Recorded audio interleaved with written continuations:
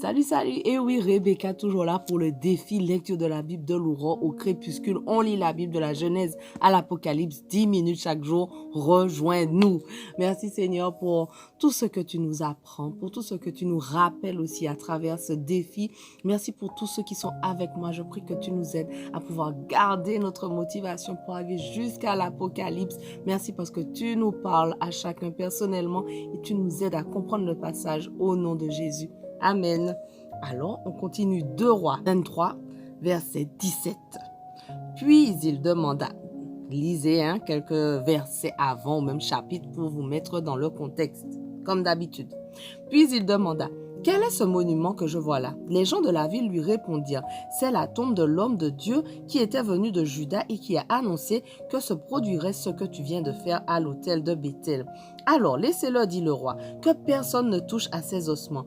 On respecta donc les ossements de ce prophète ainsi que ceux du prophète qui était venu de Samarie. Josias démolit aussi tous les bâtiments des hauts lieux qui avaient été construits par les rois d'Israël dans les villes de la Samarie et qui avaient irrité l'Éternel. Il agit à leur égard exactement comme il l'avait fait à Béthel. Il fit exécuter tous les prêtres des hauts lieux qui se trouvaient là en les immolant sur leurs propres autels, puis il y brûla les ossements humains.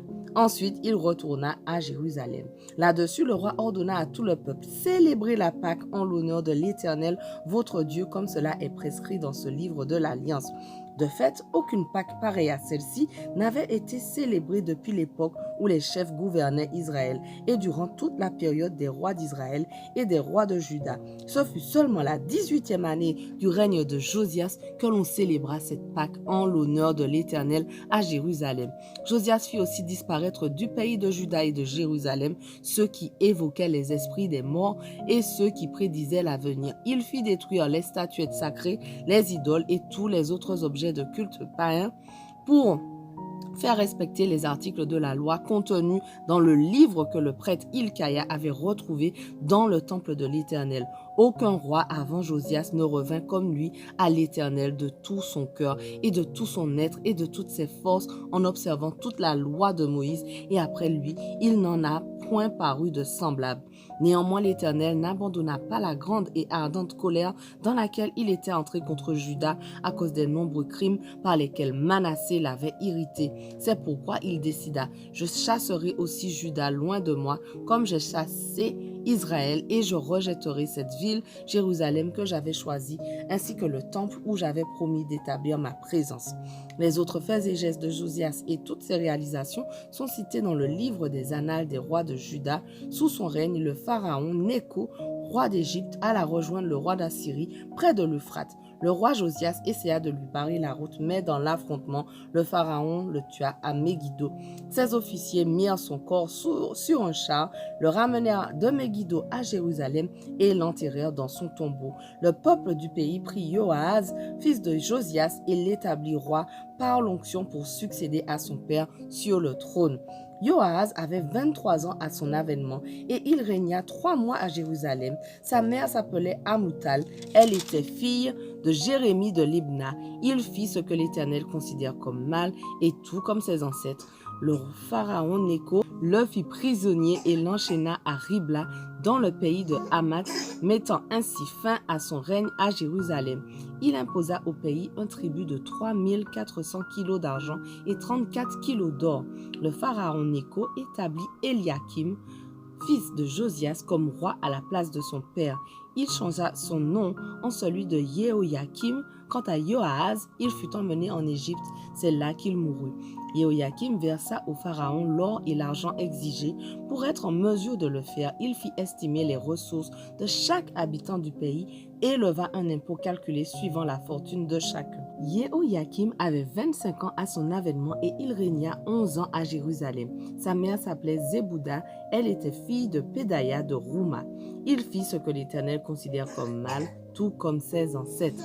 2 Rois 24. Sous le règne de Jéhoïakim, Nabuchodonosor, roi de Babylone, n'attaqua et Jéhoïakim fut assujetti à Nabuchodonosor pendant 3 ans, puis il se révolta de nouveau contre lui. Alors l'Éternel déchaîna contre lui des bandes de Chaldéens, des bandes de Syriens, de Moabites et d'Ammonites. Il les dressa contre le royaume de Juda pour le faire disparaître comme il l'avait annoncé par l'intermédiaire de ses serviteurs les prophètes. Ces malheurs arrivèrent uniquement sur l'ordre de l'Éternel parce qu'il voulait chasser Juda loin de lui à cause de tous les péchés commis par Manassé et parce qu'il avait tué beaucoup d'innocents dont le sang avait rempli Jérusalem, car l'Éternel ne voulait plus pardonner. Les autres faits et gestes de Jéhoïakim et toutes ses réalisations sont cités dans le livre des annales des rois de Juda. Il rejoignit ses ancêtres décédés et son fils Jéhoïakim lui succéda sur le trône. À cette époque, le roi d'Égypte cessa ses expéditions militaires car le roi de Babylone s'était emparé de tous les territoires qui, depuis le torrent bordant la frontière nord de l'Égypte jusqu'à l'Euphrate, avaient été sous domination égyptienne. Jéhoïakim était âgé de 18 ans à son avènement et il régna 3 mois à Jérusalem. Sa mère s'appelait Nehushta, elle était fille d'El-Nathan de Jérusalem. Il fit ce que l'Éternel considère comme mal, tout comme son père. Pendant son règne, les officiers de Nabuchodonosor, roi de Babylone, marchèrent avec leurs troupes contre Jérusalem et l'assiégèrent. Nabuchodonosor lui-même vint sur place pendant le siège. Alors, Jéhoïakim, roi de Juda, se rendit au roi de Babylone avec sa mère, ses ministres, ses officiers et ses hauts fonctionnaires. Ils furent faits prisonniers par le roi de Babylone la 8e année de son règne. Nabuchodonosor emporta tous les trésors du temple de l'Éternel et les trésors du palais royal, après avoir mis en pièces tous les ustensiles d'or que Salomon, roi d'Israël, avait fabriqués pour le temple de l'Éternel. Ainsi s'accomplit ce que l'Éternel avait annoncé. Il déporta toute la population de Jérusalem, tous les dirigeants et tous les militaires, tous les artisans et tous les forgerons. En tout, 10 000 personnes prirent le chemin de l'exil. Seule la population la plus pauvre resta dans le pays. Jéhoïakim fut déporté de Jérusalem à Babylone avec sa mère, ses femmes, ses hauts fonctionnaires et les puissants du pays. Le roi de Babylone emmena aussi en exil dans son pays les 7000 militaires, 1000 artisans et forgerons et tous les guerriers entraînés au combat. Il établit comme roi à la place de Jéhoïakim l'oncle de celui-ci, Mathania, dont il changea le nom en Sédécias. Sédécias avait 21 ans à son avènement. Il régna 11 ans à Jérusalem. Sa mère s'appelait Amoutal. Elle était fille de Jérémie de Libna. Il fit ce que l'Éternel considère comme mal, tout comme Jéhoïakim. Tout cela arriva parce que l'Éternel était en colère contre Jérusalem et Juda au point de les chasser loin de lui. Or, Sédécias se révolta contre le roi de Babylone. Du roi 25. La 9e année de son règne, le 10e jour du 10e mois, Nabuchodonosor, roi de Babylone, vint avec toute son armée attaquer Jérusalem. Il établit son camp devant la ville et conduisit des terrassements tout autour. La ville resta assiégée jusqu'à la 11e année du règne de Sédécias. Le 9e jour du 4e mois, alors que la famine sévissait dans la ville et que la population du pays n'avait plus rien à manger, une brèche fut ouverte dans le rempart de la ville à la nuit tombée.